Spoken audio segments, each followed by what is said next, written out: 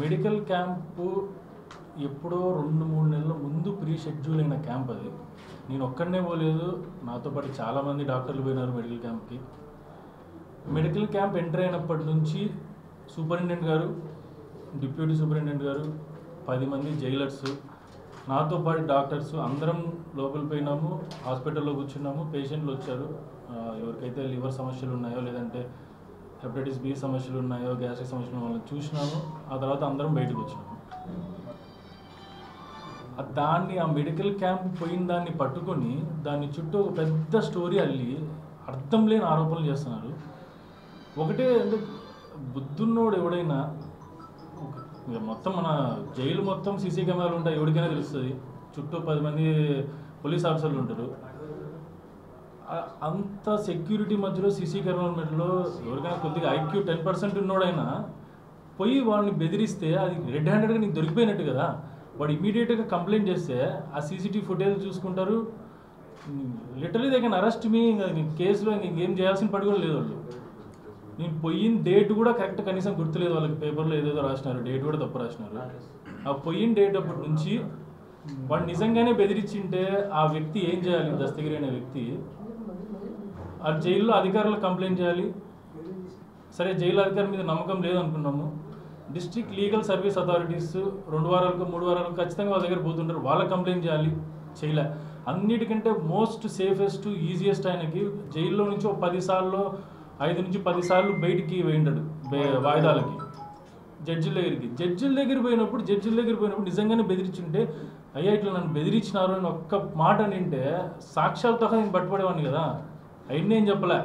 3 నెలలు ఆగి 3 నెలల తర్వాత వచ్చి మీడియా ముందు మాట్లాడుతున్నాడు. మీడియా ముందు మాట్లాడితే ఏం ఉపయోగం ఉంటుంది దానికి? నిజంగానే బెదిరించుండి దాన్ని you want to take action on that, has to complaint, jail authorities complaint చేయాలి, లేదంటే జడ్జిలు కంప్లైంట్ చేయాలి. ఎంత క్రిమినల్ మైండెడ్ ఫెలో అంటే ఇతను 3 నెలలు ఆగి ఆ సీసీ కెమెరాల ఫుటేజ్ ఉండవు అని తెలుసుకొని ఆ సీసీ కెమెరా ఫుటేజ్ అయిపోయిన తర్వాత వచ్చి కంప్లైంట్ చేయడం మొదలుపెట్టినాడు.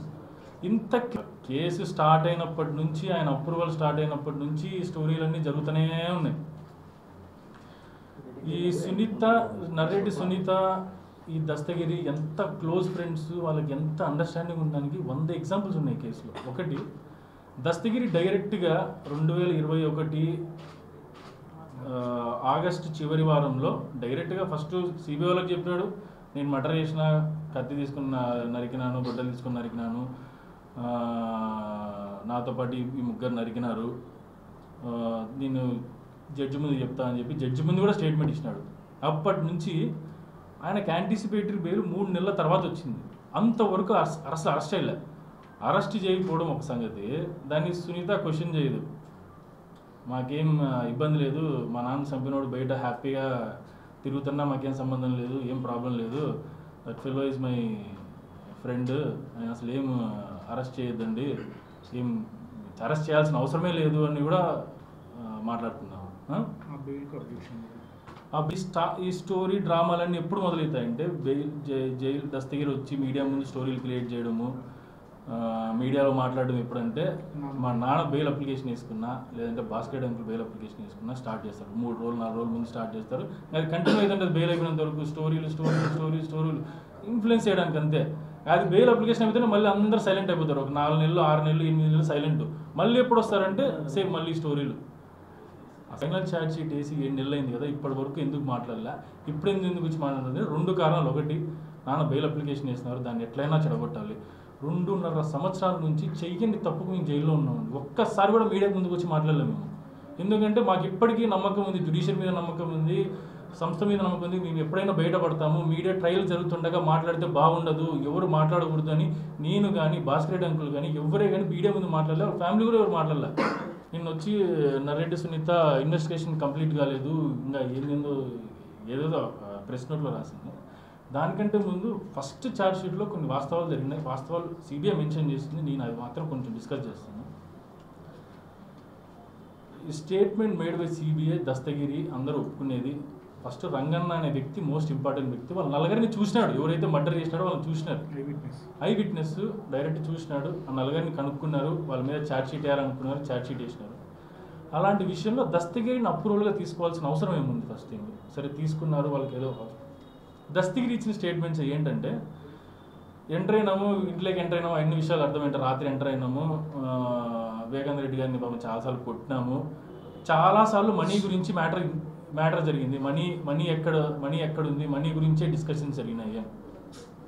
ఆ తర్వాత ఏమైంది, అతన్ని చంపిన తర్వాత, వివేకానంద రెడ్డిని చంపిన తర్వాత బాత్రూంలో పడేసిన తర్వాత ఒక అర్ధగంట సేపు డాక్యుమెంట్స్ కోసం వెతికినాము. సరే, మోటివ్ ఆఫ్ మర్డర్ వచ్చేసి వీళ్ళు సునీత చెప్తున్నట్లు ఏదో ఎమ్మెల్సీ సీటు, ఏదో ఎంపీ సీటు అని అర్థం లేని మాటలు మాట్లాడుతుంది. అది మోటివ్ అయితే అర్ధగంట సేపు మర్డర్ చేసినప్పుడు ఎవడో పాడిపోతాడా, లేదా డాక్యుమెంట్స్ కోసం వెతుకుతా కూర్చుంటారా? అసలు ఆ డాక్యుమెంట్స్ ఏంటి, ఆ డిస్కషన్లో మనీ మ్యాటర్ ఏంది అని ఎప్పుడన్నా సునీత క్వశ్చన్ చేసిందా? ఫస్ట్ అసలు నిష్పక్షపాతంగా ఇన్వెస్టిగేషన్ జరగాలని ఆమె కోరుకుంటే she has to question that ఇన్వెస్టిగేషన్లో అసలు ఆ డాక్యుమెంట్స్ ఇంపార్టెన్స్ ఏంది. ఒక మర్డర్ చేసిన ఒక అర్ధగంట సేపు డాక్యుమెంట్స్ కోసం వెతుకుతున్నారు, అది డాక్యుమెంట్స్ ఏంది సమయం అడగాలి కదా, ఇంతవరకు అడగలేదమ్మా. ఈమె వచ్చి మీడియా ముందు మాట్లాడి ఇన్వెస్టిగేషన్ కన్యూ చేయాల్సిన దీని మీద కదా, డాక్యుమెంట్స్ ఎందుకు సబ్మిట్ చేయలేదు, డాక్యుమెంట్స్ డాక్యుమెంట్స్ తీసుకున్నారు దాని మీద ఇన్వెస్టిగేషన్ చేయమని అడగదు. రాజశేఖర నరెడ్డి శివప్రకాష్ రెడ్డి ఎందుకు ఫోన్ చేసినాడు దాని మీద అడగదు. దస్తగిరిని ఎందుకు లోపల పెట్టలేదు దాని మీద అడగదు. మన అప్రూవల్ తీసుకోవడం ఎంత ఘోరం దాని మీద అడగదు. దస్తగిరి స్టేట్మెంట్ ఇచ్చినాక 4 నెలల వరకు ఎందుకు అరెస్ట్ చేయిందో అది అడగదు. వాళ్ళ నాన్న మీద నిజంగానే ప్రేమ ఉంటే 2 సంవత్సరాలుగా ఆయనని పక్కన పెట్టి ఫోన్ మాట్లాడరు. ఆయన చనిపోవడానికి 2 సంవత్సరాల ముందు వరకు ఆయనకు రూపాయి చిల్లిగా డబ్బులు లేకుండా జీతాలు కూడా వాళ్ళ ఫ్యామిలీ అక్కడి నుంచి పే చేయడము, ఆయన చిన్న డబ్బుల కోసం కూడా అప్పులు చేసే పరిస్థితి ఉంది. పులిందలు ఎవరికైనా తెలుసు. 161 స్టేట్మెంట్స్ మీరు క్లియర్గా పరిశీలిస్తే 1-2 స్టేట్మెంట్స్ మాత్రమే తీసుకొని కేసు ఆధారపడుతుంది. 260 మంది సాక్షులు స్టేట్మెంట్స్ విచారిస్తే చాలా మంది చెప్పిన పేర్లు ఏంటంటే cleaning process was done by Erra Gangi Reddy, వీళ్ళకి ఎవరికి సంబంధం లేదు అందరూ ఇప్పుడు. అందులో 1-2 వీళ్ళకి కావాల్సిన వాళ్ళ స్టేట్మెంట్స్ పట్టుకొని దాని నుంచే దాన్ని ఎక్స్ట్రాపులేట్ చేసుకొని అన్నీ చేసుకుంటున్నారు.